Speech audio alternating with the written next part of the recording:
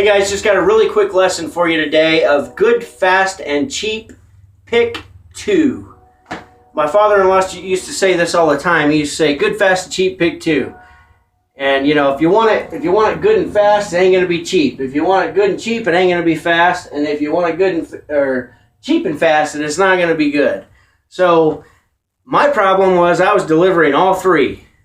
I was always good, I was fast, on call 24/7, drop of a hat, I'm jumping back in the van and headed to your house, and I was cheap. I was just not charging enough for my services.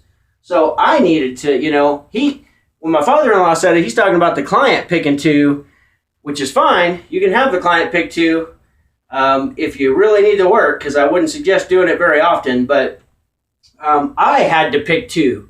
I had to decide that I'm going to be good, I'm going to be fast, but I'm not going to be cheap. And that was like a revelation I had. And once that happened, I changed my pricing structure, and all of a sudden, I was able to pay my bills and have money at the end of the month, and it just was a turning point in the business. So I would hope that when you go to pick these, you're going to go with what I've just said. You're going to decide to be good, you're going to decide to be fast, but you're going to quit being cheap. Hopefully that's the way you'll go. I mean, that's the only way you're going to stop running the rat race and getting yourself ahead, so you can, start stocking your building and stocking your vehicles better, which is just all going to save you money. So, and then have some money left over in the bank.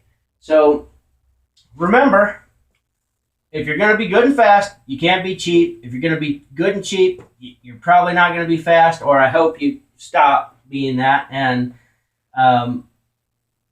cheap and fast, you're not going to be good. So there's one situation that might be a possibility for you to be all three. Well, for you to go ahead and choose good and cheap is what I meant. So in that situation might be a particular builder or a remodel job that you do work for, and maybe the guy's a great guy and he always wants a bargain deal. I've got a few of those guys that we are still, 8 years, they're still customers of ours, and they tend to do jobs when I need a little bit of work. So they typically will get good and cheap. It's not always the fastest.